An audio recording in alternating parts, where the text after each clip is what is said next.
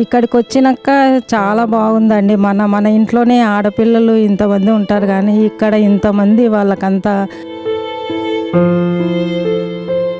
అన్నము, టిఫిను ఏదైనా కూడా వాళ్ళవన్నీ సదుపాయాలు, మెడికల్ కూడా ఎంత బాగా చేస్తున్నారంటే